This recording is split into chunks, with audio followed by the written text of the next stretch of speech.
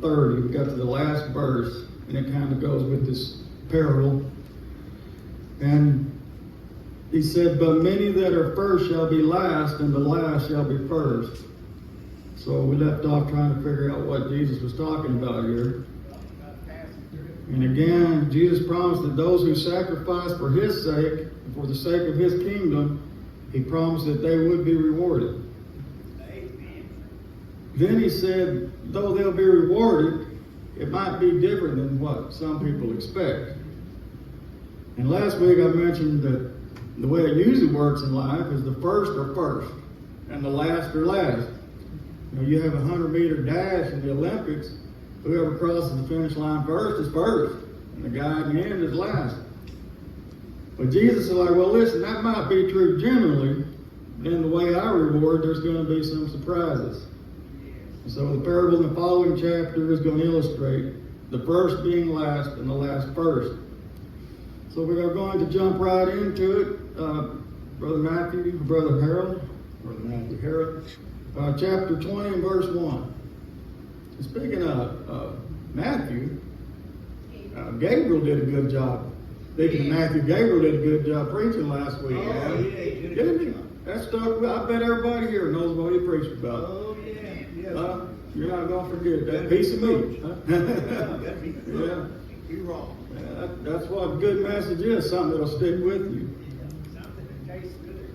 But Matthew 20 and verse 1 says, for the kingdom of heaven is likened to a man that is a householder, which went out early in the morning to hire laborers into his vineyard.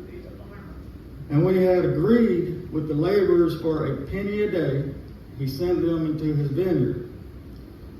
And so like many of Jesus' parables, this story is about an employer and the people that work for him. Yeah. And Jesus will use this story to answer a question from the last chapter. Remember, Peter asked a question in the 19th chapter, verse 27. Peter was asking him, behold, we have forsaken all and followed thee, what shall we have? Because you remember you had the rich young ruler, and he had everything. And Jesus told him, go and sell it and follow me. And he went away sorrowfully. Well, Peter's saying, look, we've forsaken all, Jesus, and we're following you. What are we going to get out of it? And so Jesus uses this parable to explain what is fair for the disciples too. So the landowner went to the marketplace, which was the gathering place for day laborers. And a man who wanted to work came there the first thing in the morning. He showed up with his tools and he was ready to work. And early in the morning meant at the crack of dawn, 6 o'clock. So these workers hired at the very beginning of the working day. And they agreed for a penny a day or a denarius a day.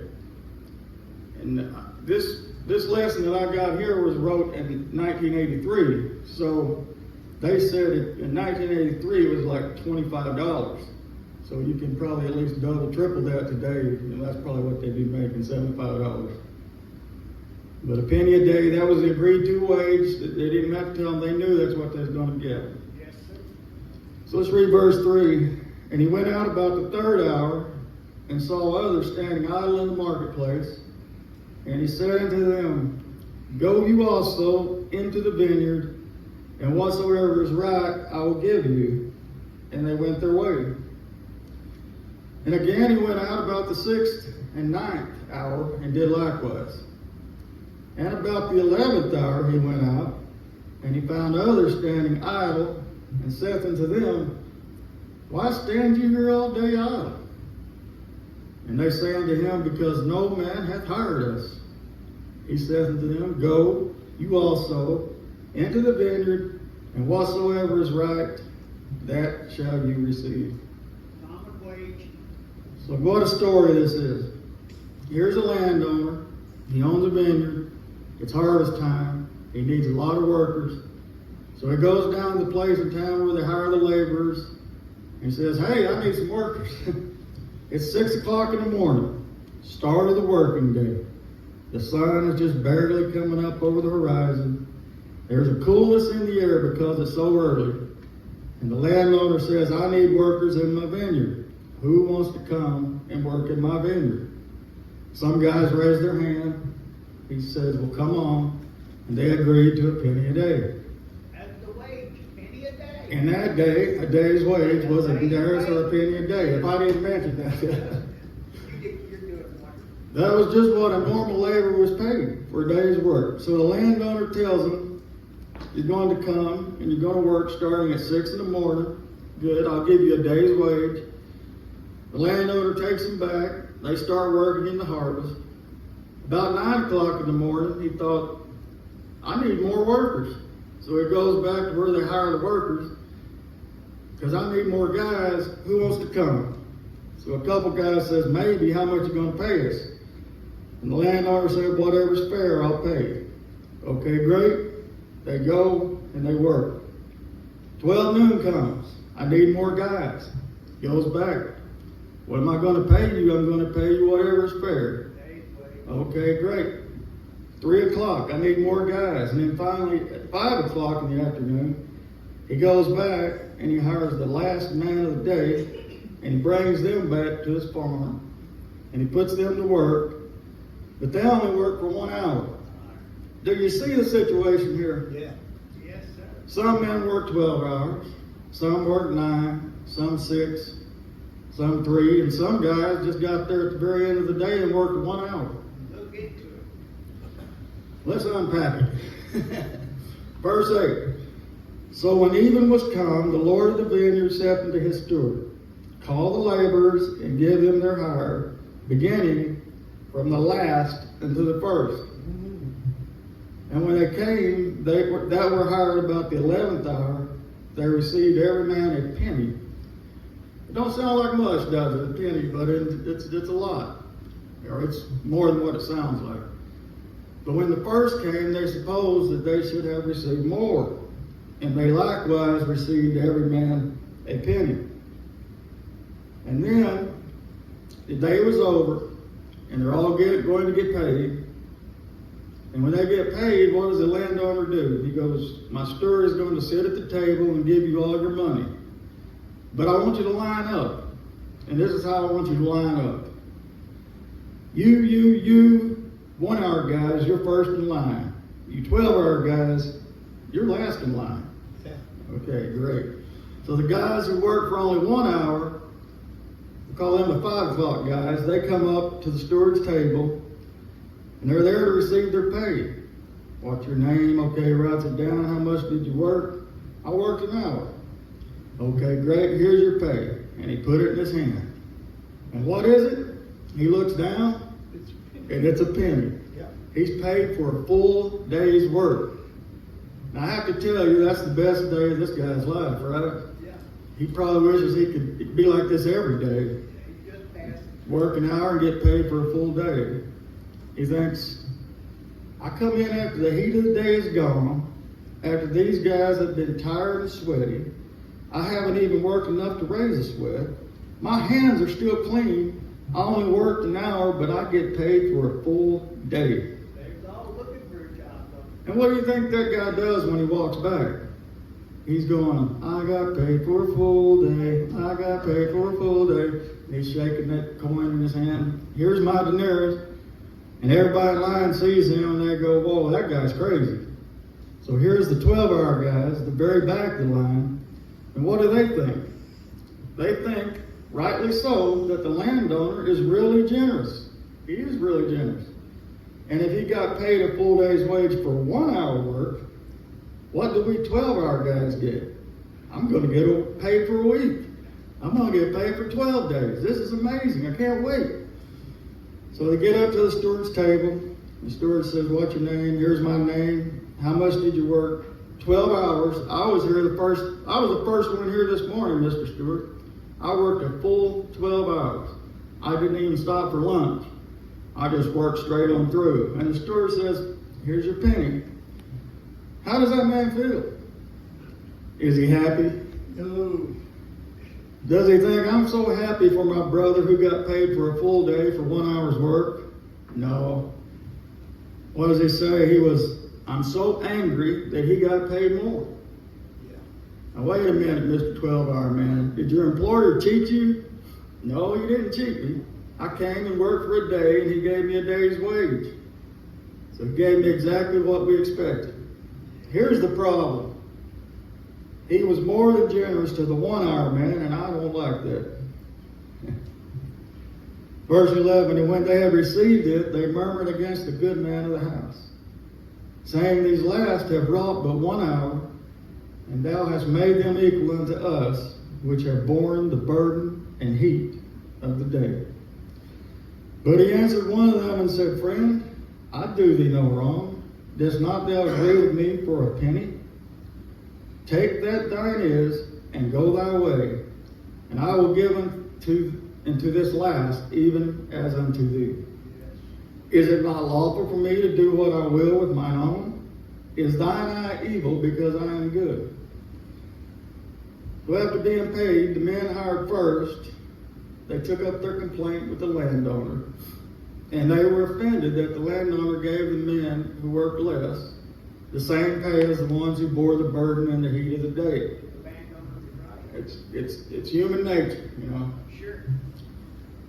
It is easy to sympathize with those who had worked all day. They worked while the others were idle. They worked in the heat of the day while the others shaded themselves. Yet they were paid exactly the same. The landowner reminded them that he had been completely fair to them. He did them no wrong and had broken no promise. The landowner did nothing to explain why he did it, other than simply to say, I wish. The reasons for the landowner's generosity were completely in the landowner himself and not in the ones who received. Let's read verse 15 again. Is it not lawful for me to do what I wish with my own things? Or is your eye evil because I am good? So the landowner rebuked them for their jealousy and resentment of the landowner's generosity toward others. And he also strongly claimed his right to do what he wanted with what was his. Verse 16 says, so the last shall be first, and the first last. For many be called, but few chosen. So that parable is kind of bracketed in between the first to be last and the last first in the last chapter in verse 16 here. And so it was put there.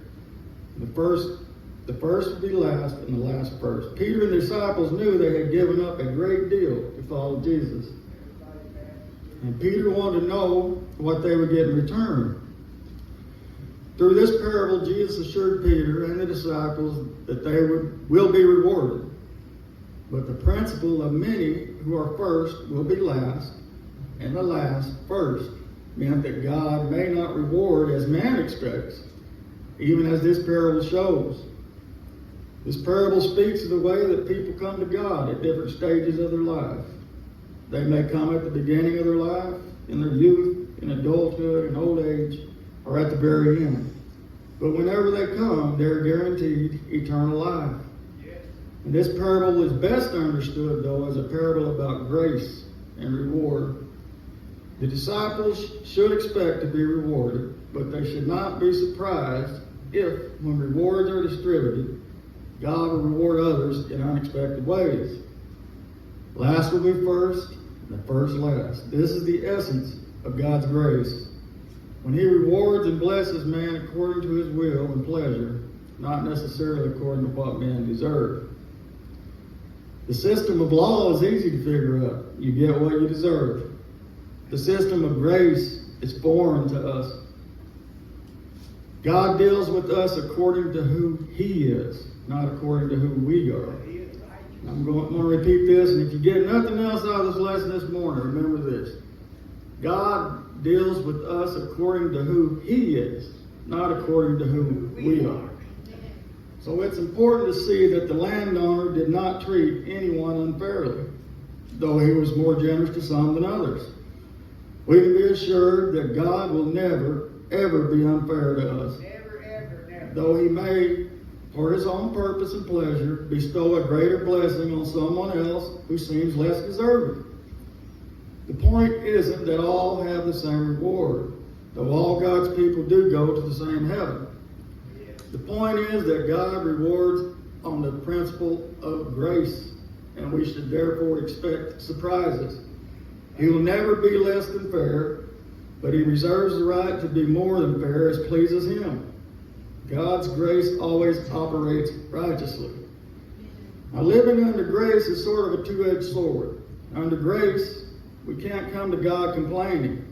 Don't I deserve better than this? Because God will reply, does this mean that you really want me to give you what you deserve? I like what Charles Spurgeon says about it. He says, what does it matter after all, whether we are first or whether we are last? Do not let us dwell too much upon it. It's who finishes the race. For we all share the honor given to each.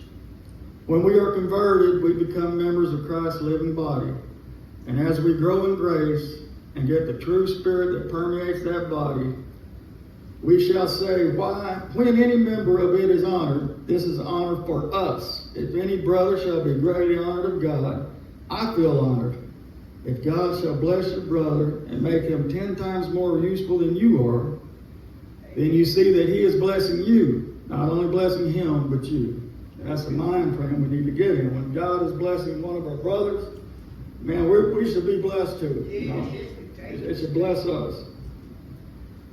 For many are called, but few are chosen. This was said in the context of this illustration of grace. Jesus emphasized that both the calling and the choosing of God is based on his grace, especially his choosing. Based on God.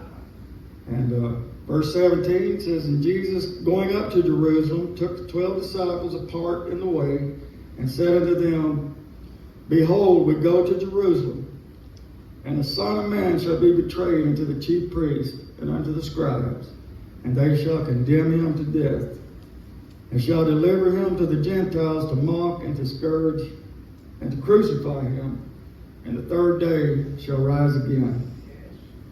I think we're going to get into this next week. We're going to start fresh on this because Jesus is just now going up to Jerusalem.